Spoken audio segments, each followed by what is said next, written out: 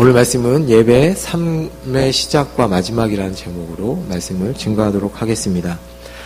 서론으로 우리 민수기에 대해서 잠시 저희들이 한번 생각해 보았으면 좋겠습니다. 이 민수기는 출애굽한 이스라엘 백성이 시내산에서 하나님과 언약을 체결한 이후부터 가나안 땅 들어가기 전까지 모압 땅에 들어가 있는 그때까지의 내용을 기록한 책입니다.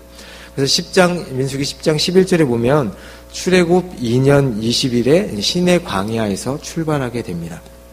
그래서 36장 13절에 40여 년의 광야 생활을 마치고 여리고 맞은편 모압 평지에 그들이 서게 되고 가나안 땅에 들어갈 준비를 하게 됩니다. 그래서 1장에서 25장까지의 내용은 1세대들이 어떻게 지냈고 어떠한 일들을 행했는지 나온 내용이 바로 1장에서 25장까지 내용이고, 그 다음에 26장부터 36장까지는 2세대에 관한 내용이 들어 있습니다. 그래서 1장에서 25장의 내용은 시내산에서 언약을 맺은 그 1세대, 출애굽 세대에서 인구조사가 한번 나오는데, 그 초기 이스라엘 백성들, 출애굽한 사람들의 정황이 어떠한지를 나타내는 내용이 거기 담겨져 있고요. 그리고 언약 체결한 내용이 담겨져 있고, 언약 체결한 내용은 하나님의 백성으로서 어떻게 살아야 할 것인가를 강조하기 위해서 그 내용이 담겨져 있습니다. 그런데 1장에서 25장의 내용은 주로 내용이 뭐냐면 반역과 불순종의 내용이 가득 담겨져 있습니다. 발람 사건 이후 24장, 25장에 보면 간음 사건, 그 다음에 시딤 사건으로 인해서 이스라엘 백성 24,000명이 죽게 됩니다. 이 말씀은 옛 세대의 잔존자들이 다 죽고 이제 새로운 시대가 시작된다는 것을 말씀하는 것입니다. 그래서 26장부터 36장까지는 이제 새로운 세대, 2세대가 가나안 땅에 들어가서 어떻게 생활해야 할지를 다루는 내용이 바로 오늘 본문이 포함된 내용입니다. 그래서 두 번째 인구조사를 하게 됩니다. 그래서 후기에 있는 2세대가 상황이 어떠한지를 나타내고 있고, 그리고 가나안 땅에서 시작할 새로운 삶에 대한 희망과 가나안을 염두에 둔 새로운 율법을 선포하게 됩니다.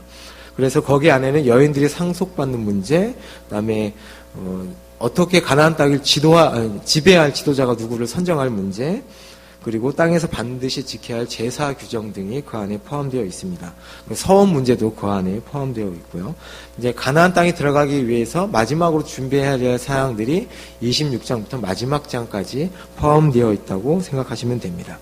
이 내용은 새로운 세대가 이스라엘 전 세대가 밟았던 그 전철을 밟지 않고 그 하나님께서 허락하신 땅에서 하나님의 백성답게 살기를 원해서 하나님께서 말씀하신 내용들입니다.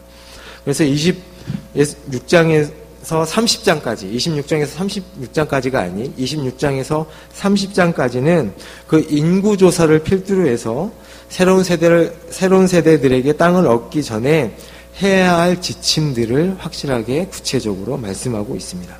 그래서 오늘 본문은 이스라엘 가나안 땅에 들어가서 이스라엘 백성들이 드릴 예배에 관해서 말씀하고 있습니다. 이제 이스라엘은 광야 40년을 뒤로하고 하나님께서 허락하신 젖과 꿀이 흐르는 가나안 땅에 들어가게 될 것입니다. 가나안 땅에 들어가 이스라엘이 맨 먼저 해야 할 일은 무엇이냐면 바로 하나님께 예배 드리는 것입니다. 하나님께서는 본문에서 예배를 통해서 우리에게 교훈하시는 것이 있습니다. 결론부터 말씀드리자면 예배를 통해서 하나님께서 우리에게 무엇을 교훈하시냐면 하나님을 기억하라는 것입니다. 내가 너희에게 베푼 은혜를 기억하라는 것입니다. 그럼 우리는 어떻게 하나님과 그 베푸신 은혜를 기억할 수 있을까요? 사람들이 시간이 지나면 예전에 있었던 일들에 대해서 잘 잊어버리곤 합니다. 그래서 이런 말들을 많이 하죠. 너 예전에 그랬잖아. 그러면 내가 언제? 난 그런 적 없어. 내가 정말? 내가 그랬을 리 없는데? 그리고 오늘이 그날이야? 이런 말들 많이 하시죠? 저만 하나요? 이제 저도 이제 좀 있으면 부록의 나이가 돼서 가끔씩 내가? 설마. 뒤돌아보면 증거를 갖다 대면 할 말이 없죠. 그렇다고. 이제 그 인간과 사람 사이에서뿐만 아니라 하나님과 우리 사이에서도 이렇게 잃어버린 일들이 너무도 많습니다. 하나님께서 예전에 나에게 이러한 은혜를 주셨지. 아, 맞아. 그때 하나님께서 나한테 이런 은혜를 주셨지. 맞아. 그때 수련회에서 그런 감사하는 일들이 있었지. 하나님께서 그때 나를 이렇게 인도하셨지. 아, 그때는 참 감사했는데. 이런 말들을 많이 합니다.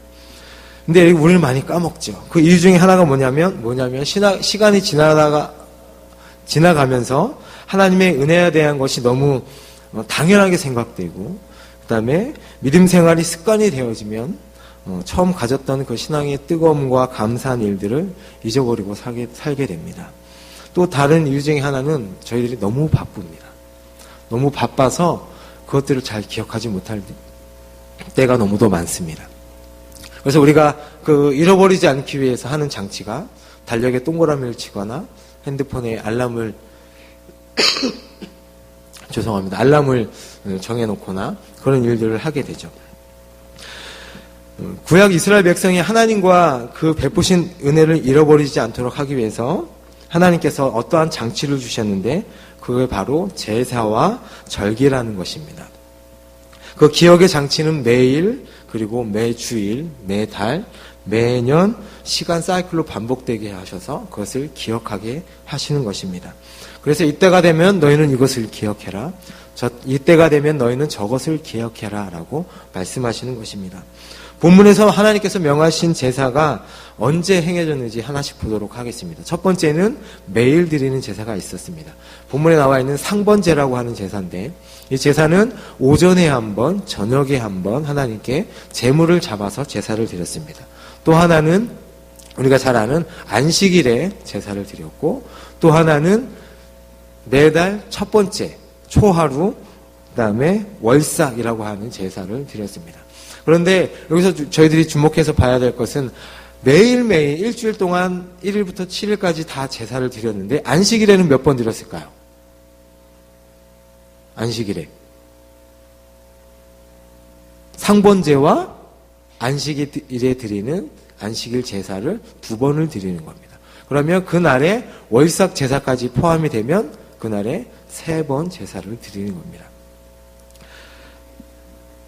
기본적인 상번제를 드리고 제물을 드리고 안식일에 제물을 추가로 드려야 했고, 만일 월삭일이 겹치면 그것까지 같이 드려야 했습니다. 이렇게 이스라엘 백성의 삶은 매일 아침 저녁으로 드리는 상번제, 매주일 드리는 안식일 제사, 그리고 매월 첫날에 드리는 월삭 제사가 있었고, 이외에 연중에 한 번씩 반복해서 드리는 제사가 또 있었습니다. 그게 바로 우리가 잘 아는 3대 제사라고 하는 유월절, 그다음에 나팔절, 장막절, 이 세 제사를 얘기합니다. 유월절과 장막절 그리고 나팔절에 관한 내용은 계속해서 저희들 새벽기도 시간에 보도록 하겠습니다. 자, 그럼 매일 아침과 저녁에 상번제, 그다음에 안식일, 초하루, 그리고 유월절과 칠칠절, 나팔절, 그리고 7월에 있는 속죄일, 그다음에 장막절 등이 이런 절기들이 우리에게 가르쳐주는 것이 무엇이냐면, 하나님께서 그 하나님과 하나님의 은혜를 기억하고 살라고, 그리고 우리에게 주신 그 은혜의 그 장치라는 것입니다. 이것을 통해서 하나님이 어떠한 분이신지 너는 기억하고, 우리가 하나님께서 베푸신 은혜를 기억하라는 것입니다. 이런 점에서 우리의 신앙생활은 기억하는 것입니다. 하나님께서 하신 일들을, 그 다음에 하나님이 어떠한 분이신지를, 택하신 백성에게 또 나에게 어떠한 일을 행하셨는지 그것을 기억하는 것이 바로 신앙생활입니다. 아무리 바쁘고 세상이 복잡해도 이스라엘은 시간 속에서 하나님께서 정해주신 제사와 절기를 통해서 하나님과 그 은혜를 기억해야 했습니다. 매일 아침과 저녁, 그리고 매주일, 그리고 매달 첫날에, 그리고 매년 여러 절기를 통해서 그들은 돈 몇 푼 버는 것보다, 사업을 확장하는 것보다, 공부를 더 하는 것보다, 내가 편히 쉬는 것보다 하나님과 하나님의 그 은혜를 기억하고 그것이 정말 중요하다는 것을 꼭 확인해야 했습니다. 그것이 예배를 통해서 하나님께서 우리에게 가르쳐주는 첫 번째 이유입니다. 두 번째는 하나님께서 명하신 제사와 절기들은 기억하라는 것과 또 하나는 뭐냐면 하나님과의 교제를 위한 것입니다. 이스라엘 백성은 하나님과 교통하는 백성입니다. 그리고 이 교통은 하나님께서 정해 주신 때에는 어떠한 경우에서든지 어떠한 이유에서든지 반드시 지켜야 했습니다. 하나님께서는 그 당신의 백성과 교통하는 것은 그 구원의 목적이라고 말할 만큼 상당히 중요합니다. 이 모든 제사와 절기들을 통해서 하나님께서는 원하시는 것은 바쳐진 그 짐승의 제물이나 또한 곡물로 혹은 전제를 드린 포도주보다 더 중요한 게 뭐냐면 바로 하나님과 하나님 백성과의 교제입니다. 어떤 의식을 통해서 하나님을 기리는 것이 아닙니다. 그 모든 제사는, 그 모든 절기는 모두 하나님께서 나와 교제하자, 나와 함께 교통하자는 하나님의 초청입니다. 그래서 이사야서, 우리 이사야 말씀 한번 찾아보도록 하겠습니다. 이사야서 1장 우리 11절에서 16절까지 말씀입니다.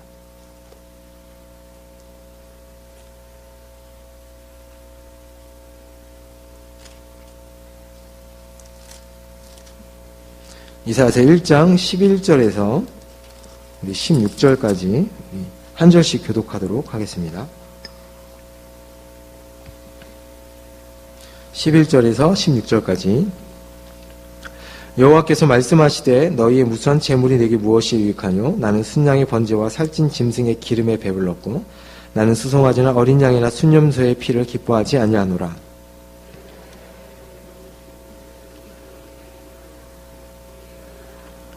헛된 재물을 다시 가져오지 말라. 분향은 내가 가증히 여기는 바요.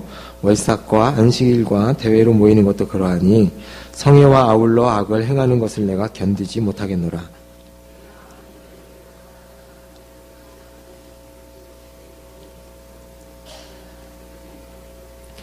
너희가 손을 펼 때 내가 내 눈을 너희에게서 가리고 너희가 많이 기도할지라도 내가 듣지 아니하리니 이는 너희의 손에 피가 가득함이라. 너희는 스스로 찢으며 스스로 깨끗하게 하여 내 목전에서 너희 악한 행실을 버리며 행악을 그치고. 이 말씀은 하나님께서 13절에 보면 헛된 점을 다시 가져오지 말라. 분향은 내가 가증히 여기는 바요. 월삭과 안식일과 대회로 모이는 것도 그러하니 내가 도저히 견디지 못하겠다. 너희가 드리는 그 재물 아무리 많이 가져와도 그 원어에 보면요 역겹다는 표현이 들어있습니다. 내가 토가 나올 정도다. 내가 그 재물 때문에 너희들의 그 제사를 받는 게 아니다. 이 말씀을 통해서 하나님께서 무엇을 얘기하냐면 너의 삶을 제대로 살아라 이렇게 얘기를 하시는 겁니다. 다른 말로 표현하자면 나와 제발 올바른 관계를 좀 맺자라고 말씀하시는 것입니다. 하나님께서는 이 말씀은 결국 너희와 나와 바른 관계를 맺기를 원한다는 말씀입니다. 이렇게 말씀하시는 이유가 무엇입니까? 결국은 나와 교제하자. 나와 교제를 좀 나누자라는 하나님의 말씀입니다. 매일 아침과 저녁에 드려지는 상번제를 통해서 하나님께서는 내가 너희들과 매일 아침과 저녁에 만나기를 원한다고 말씀하시는 것입니다.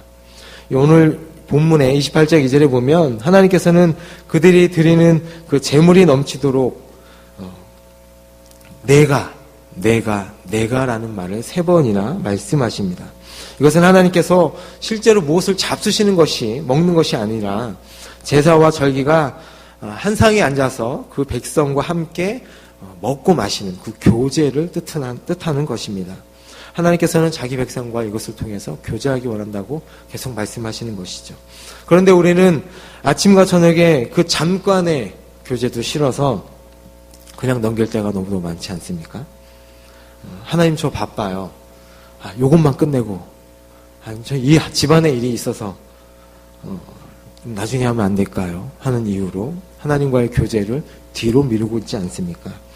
우리는 하나님보다 바쁘지 않습니다. 하나님보다 많은 일들을, 하나님보다 많은 돌봄을 하지 않습니다. 그런데 항상 저희는 핑계를 대죠. 바쁘다, 힘들다, 피곤하다는 핑계를 댑니다. 우리는 항상 하나님을 느긋하게 계시고 하나님 느긋하게 우리를 기다리고 계시고 우리만 바쁜 것 같습니다. 물론 하나님께서는 시간을 초월하시고 공간을 초월하셔서 모든 것을 초월하시지만 그럼에도 불구하고 우리와 교제하기를 원하신다고 얘기하시는 것입니다.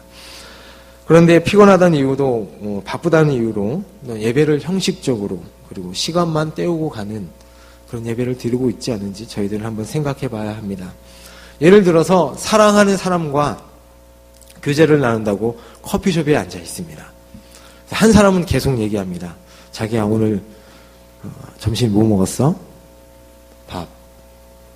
하고 계속 얘기를 해도 이 사람은 그냥 대답도 안 하고 다른 생각만 하다가 졸다가 야, 우리 1시간 데이트했으니까 가자. 나 집에 갈게. 하고 가버리면 그 교제하는 걸까요? 예, 아니죠. 예. 근데 예배 시간에 그런 사람들이 많다는 겁니다. 하나님과 끊임없이 대화하기 원하시고 예배를 통해서 하나님과의 그 교제를 원하시는데 그냥 시간 됐다고 후룩 가는, 그리고 예배 시간 딴 생각하는 일들이 많다는 거죠. 여러분, 하루를 시작할 때 그리고 하루를 마무리할 때 누구와 어떤 대상과 무슨 말을 하십니까? 제가 좋아하시는 한 목사님이 이런 말씀을 하셨습니다. 하루의 처음 시작 말과 마지막 말을 사람에게 다른 대상에게 주지 말아라. 그것은 일어나서 하나님 감사합니다. 잘 때도 하나님 감사합니다. 하나님 오늘 어땠습니다. 라는 얘기를 꼭 하라고 하셨습니다. 그러면 우리는 일어나자마자 뭐 하죠?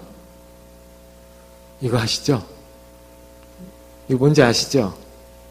그리고 잘 때도 이러고 있다가 이러고 주무시잖아요. 예, 너무 잘 알죠, 제가. 예, 저도 한때 그래서. 예, 핸드폰이거나 사람에게 대화하거나 TV에 우리의 처음 말과 마지막 말을 드리고 있지 않습니까? 그 시간을 하나님과의 교제의 시간을 쏟는다면 하나님께서 좀 더 기뻐하시지 않을까 하는 생각을 하게 됩니다. 세 번째는 하나님께서 이렇게 늘 반복되는 제사를 통해서 당신의 백성을 가르치기 원하셨습니다. 무엇을 가르치기 원하셨냐면 제사를 통해서 대가를 지불하는 것을 하나님께서 가르치기 원하셨습니다. 매일, 매주일, 매월, 그리고 매년마다 하나님께 드려지는 제물의 양은 결코 적지 않습니다. 수많은 양과 염소와 소와 곡식들, 포도주를 하나님께 드려야 했습니다. 그런데 여기서 대가라고 하는 것은 본질상 죄의 대가를 말합니다. 이렇게 많은 양의 제물이 하나님께 드려진다고 해도 사실 이 모든 것은 단 한 사람의 영혼도 살려낼 수 없습니다.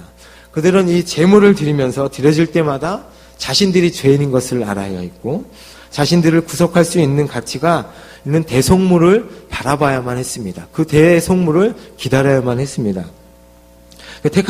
택하신 백성을 하나도 잃어버리지 않고 구원할 만한 그 제물은 오직 하나님께서만 준비해 주셔야만, 제공해 주셔야만 한다는 그 사실을 이스라엘 백성들은 믿음으로 항상 가지고 있어야 했습니다. 이 점에서 구약의 모든 제사와 절기는 그 오실 그리스도를 가리킬 뿐만 아니라 예표하는 것입니다. 속죄의 대가만 있는 것이 아니고 또한 속죄의 대가만 있는 것이 또한 아닙니다. 많은 사람들이 그 종교를 생각할 때 사람들이 종교의 위안과 그 도움을 원합니다. 많은 사람들이 그 어떠한 영적인 것을 바라지만 대가는 지불하려고 하지 않습니다. 그리고 헌신 없는 기쁨과 헌신 없는 위안, 그리고 책임지지 않아도 되는 영적인 관계를 원합니다. 신앙은 이런 것이 아니죠. 제가 얼마 전에 그 처형과 처형 가족들을 만나는데 제가 목사라는 이유로 그분들은 신앙생활을 하지 않습니다. 그런데 하나님에 대해서는 알고는 있는 것 같은데 그냥 들어만 본 거죠. 목사니까 고3이니까 기도 좀 해달라고. 시험 좀 잘 보게.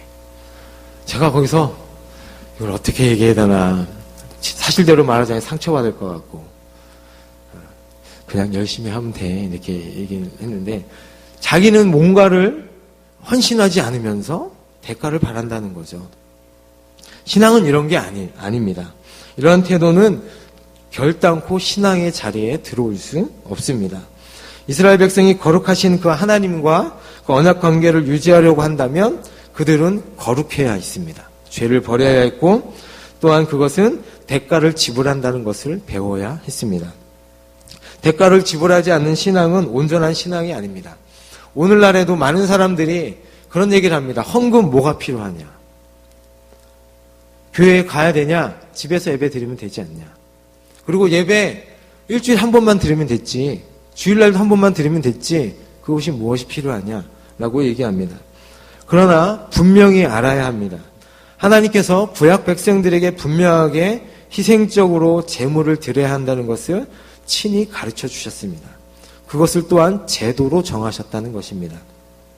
우리는 구약의 이러한 규정들을 율법주의적으로 저희는 지키지 않습니다. 그러나 그 구약에 있는 그 율법을 통해서 가르치고 싶어 했던 그 원리나 또한 그 가르침들의 원리들은 저희들이 기억하고 배워야 하는 것이죠. 복음서에서는 이러한 예가 하나 나오는데 여러분 잘 아시는 부자 청년입니다. 내가 영생을 얻으려면 어떻게 해야 합니까? 어떻게 해야 합니까? 이거 다 했는데요. 했더니 예수님께서 뭐라고 말씀하시죠? 너가 가진 재물을 다 팔아서 가난한 자들에게 나눠주고 너는 나를 쫓아와라. 그랬더니 그 부자 청년이 근심하고 돌아가게 됩니다. 그는 신자와 그다음에 제자로 살기보다는 그 대가를 지불하지 않는 것을 선택하게 되는 것입니다. 그냥 구도자로, 그냥 예배 한번 드리는 것으로, 제사 드리는 그 제물만 드리는 것으로 만족하는 삶을 살겠다라는 것을 선택한 것입니다. 문제는 그 사람은 대가를 치르려고 하는 생각을 하지 않았다는 것이 문제입니다. 지금도 이런 동일한 이유로 참된 신자의 자리로 나아가지 않고 그냥 교회만 다니고 하는 사람들이 많다는 것 여러분 너무 잘 아시죠? 그럼 주일날 11시 예배만 드리고 가면 나는 자기의 의무에 다했다고 하는 사람들, 교제하자고 해도 그냥 가는 사람들 많이 있습니다. 그러나 이런 태도는 결코 하나님과의 언약 관계 속에서 그것을 누리는 삶이 아니라는 것을 분명히 알아야 합니다. 언약 백성에게 하나님께서 요구하는 것이 분명히 있습니다. 믿음을 지키기 위해서, 믿음을 손해보지 않기 위해서 대가를 지불해야 할 때가 있습니다. 그때 하나님의 백성, 하나님의 자녀들은 무엇을 선택해야 되냐면 하나님을 선택해야 합니다. 어떤 대가를 지불할지라도 우리들은 하나님을 선택해야 합니다. 하나님의 백성은 대가를 지불할 줄 아는 사람들입니다. 그래서 로마서 12장 1절 말씀에 이런 말씀 하시죠. 그러므로 형제들아 내가 하나님의 모든 자비하심으로 너희를 권하노니 너희 몸을 하나님이 기뻐하시는 거룩한 산 제물로 드리라. 신앙은 우리 자신을, 우리 몸을, 우리 생명을 하나님께 제물로 드리는 것입니다. 그리고 이 하나님께서 이 정한 절기와 예배를 통해서 저희들에게 가르쳐 주시는 또 하나의 교훈은 이 제사와 절기는 아무 때나 하라고 한 것이 아닙니다. 그것은 우리가 하나님께 나아간 때는 하나님께서 정하신 그때에 꼭 하라고 말씀하셨습니다. 아까 제가 말씀드렸듯이 구약에서 정한 그 율법대로 저희들이 지키지는 않지만 또한 우리는 아무 때나 하나님께 예배하러 나갈 수 있지만 하나님께서는 정해주신 시간이 있다는 것입니다. 그 중에 하나가 바로 안식일입니다.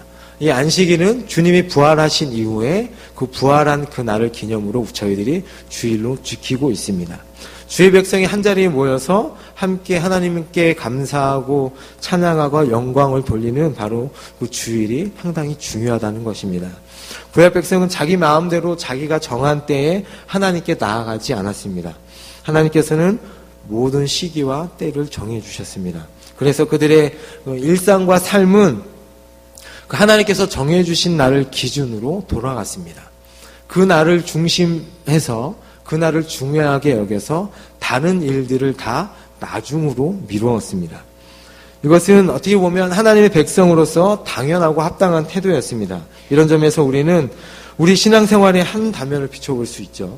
우리의 모든 삶이 주일이라고 하는 특별한 날을 중심으로 진행되어지고 계획되어지고 돌아오고 있는가 생각해 보셔야 합니다. 여러분에게 정말 주일은 중요합니까? 여러분에게, 우리에게 예배는 정말 중요합니까? 한번 생각해 보십시오. 우리에게 삶의 중심이 어디에 있습니까? 예배를 중심으로, 주일을 중심으로 돌아가는지 한번 생각해 보셔야 합니다. 두 번째는 하나님께서 이렇게 살아갈 때 하나님께서 주신 약속이 하나가 있습니다.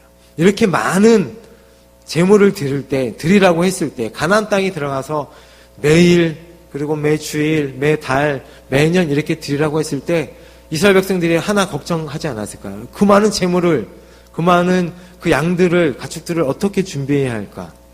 하나님께서는 그것을 염려를 하시고 약속해 주신 것입니다. 내가 그것들을 다 주겠다고 약속하신 것입니다.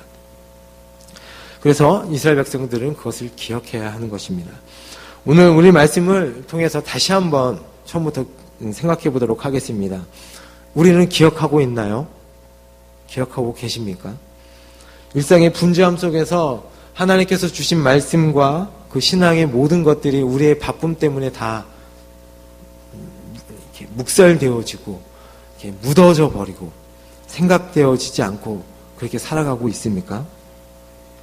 우리는 아무리 바빠도 하나님께서 주신 주일이나 사람들이 정해서 드리는 이 수요일 예배나 또 어떤 시간에는 하나님께서 모이라고 하는 그 모임 가운데 그 일들을 모임을 통해서 예배를 통해서 하나님을 기억하고 계십니까?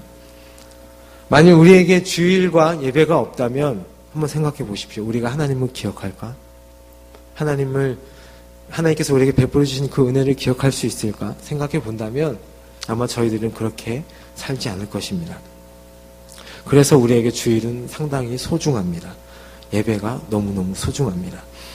주일이 무너지면, 그리고 예배가 무너지면 우리의 신앙을 유지하는 것은 거의 불가능합니다. 우리의 일정, 그리고 우리의 직업, 그리고 우리의 모든 것을 계획할 때 주일을 고려해야 하고 우리의 예배를 고려해야 합니다. 그것이 가장 가치 있는 일이고 가장 소중한 일입니다. 우리는 하나님과 그 베푸신 그 은혜를 기억하고 사는 사람들이라는 것을 우리는 기억해야 합니다. 두 번째는 아까 제가 말씀드렸듯이 대가를 지불하는 사람들입니다. 여러분들은 대가를 지불하고 계십니까? 제가 전에 있던 교회에서 어떤 집사님 한 분 계셨는데 큰 회사, 제가 얘기하면 다 아시는 회사의 사장님이셨습니다. 근데 어느 날 담임 목사님께서 저에게 얘기하시더니 저 집사님은 주일날 헌금을 10,000원밖에 안 해, 이렇게 얘기하시는 겁니다. 아니, 감사헌금이 11조 하시겠죠? 그랬더니 안 해, 이렇게 얘기하시더라고요. 그래서 그 얘기를 듣고 저분이 신앙이 있는가 생각을 했고, 이 절대로 신앙생활하는 데 있어서 절대 대가 이런 헌신을 하지 않습니다. 주일날도 그냥 예배 한번 딱 나오고 안 나와요. 중요한 사업적 약속이 있으면 당연히 안 나옵니다. 네, 그걸 보면서 그 자녀도 있었거든요. 자녀도 똑같습니다.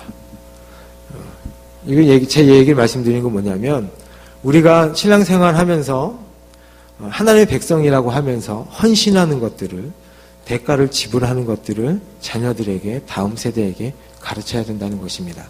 제가 말하는 것은 물론 헌금만 얘기하는 것이, 물질만 얘기하는 것이 아닙니다. 그들의 시간, 그들의 생명, 가치관, 모든 것을 다해서 하나님께 헌신하고 대가를 지불하라는 것입니다. 구약 백성은 그리고 그 반대로 그런 친구들도 있죠. 얼마 전에 오늘 돌아온 비전 트립 한 친구들, 청년들, 자신의 휴가를 빼서 아르바이트 하지 않고 시간을 내서 교사로 헌신하고 선교 비전 트립을 가고, 고등학교 3학년인데도 불구하고 선교 여행을 가는 친구들. 그렇지 않은 친구들과 대가를 지불하는 친구들과 대가를 지불하지 않은 친구들과는 나중에 분명히 다를 것입니다. 저는 그거 확신합니다. 공부 많이 해서 그들이 기쁨을 얻을까요? 그때는 모르겠지만 나중에 가서는 분명히 다를 것입니다. 하나님께서는 우리를 구원하시기 위해서 값으로 살 수 없는 대가를 지불해 주셨습니다. 우리는 그 은혜에 너무 감사해서 그 대가를 저희들은 지불하며 살고 있는 사람들입니다. 그게 바로 크리스찬입니다. 셋째로, 우리는 하나님과 충분히 교제하면서 하나님과 살아가고 있습니까? 라는 질문을 해보셔야 합니다. 우리의 삶의 중심에 하나님과 교제하는 것이 있습니까? 매일의 상번제와 같이 아침과 저녁으로 하나님과 앞에 앉아서 하나님과 교제하십니까? 과연 우리는 하나님과 충분하게 교제하면서 살아가고 있는가 한번 생각해 보셔야 합니다. 하나님께서는 우리와 이렇게 깊이 교제하시기를 기뻐하십니다. 하나님과의 그 사귐이 여러분의 삶이 여러분의 삶의 그 여분의 시간이 하나님과 교제하는 시간이 아니라 여러분의 삶의 중심이 하나님과 교제하는 시간이 되기를 바랍니다. 우리의 삶의 중심에 하나님께서 명하신 그 예배가 있음을 알고 하나님께서 정하신 날에 하나님을 예배하는 것에 우선순위를 더 이상 타협하지 말아야 합니다. 이것은 사람이 정한 것이 아니고 하나님께서 자기 백성에게 명하신 것입니다. 이것이 제사와 절기를 통해서 규정들을 통해서 하나님께서 자기 백성에게 요구하신 삶입니다. 그리하면 하나님께서 약속하신 대로 뭐라고 말씀하시냐면 마태복음 6장 33절에 이 모든 것을 너희에게 더하여 주실 것이다 라고 말씀하신 것입니다. 여러분들 예배를 통하여서 그리고 절기를 통하여서 기억하시고 잊지 마시고 하나님께서 베푸신 은혜를 항상 생각하시면서 묵상하시면서 살아가는 여러분들이 되시기를 예수님의 이름으로 축복합니다.